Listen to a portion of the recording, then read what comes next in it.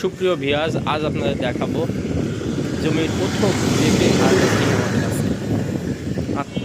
June মাসের 3 তারিখ 2026 সাল সকাল ভোরবেলা।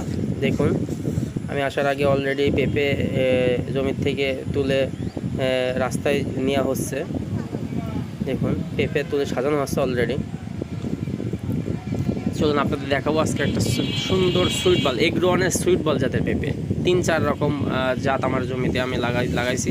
তার ভিতরে আমার মতে এগ্রোয়ানের সুইট বল সবচেয়ে উত্তম সাইজ, উত্তম ফল ধরেছে। দেখুন পেঁপের সাইজগুলো দেখুন, গাছের গোড়া অনেক চিকন, কিন্তু পেঁপের সাইজ অনেক অসাধারণ, কালার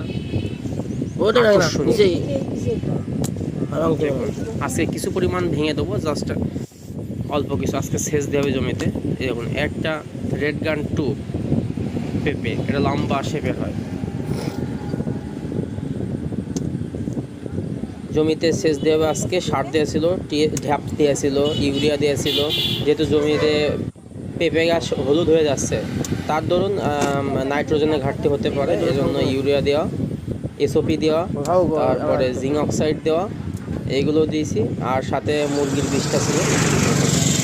পেঁপে এইগুলোই জাস্ট তুললাম আজকে, বেশি তুলিনি আমরা, প্রথম দিন অল্প করে তুললাম। আমরা পেঁপে বিক্রি করেছি পাইকারি 40 টাকা কেজি, কিন্তু তাৎক্ষণিক সেই পেঁপে অন্য কিনে আমার সামনেই 60 টাকা কেজি বিক্রি করেছে। অর্থাৎ তারা কেজিতে লাভ করলো 20 টাকা কেজি, প্রতি কেজিতে 20 টাকা কেজি লাভে বিক্রি করলো তারা।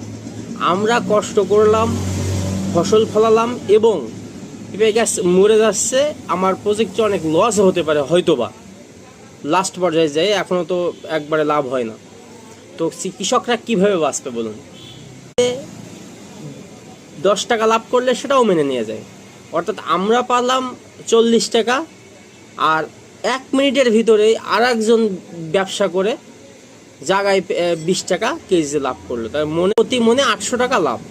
তাহলে আমরা কি করে বাঁচব? বাংলাদেশের কৃষকরা দিন দিন ধ্বংসের দ্বার প্রান্তে।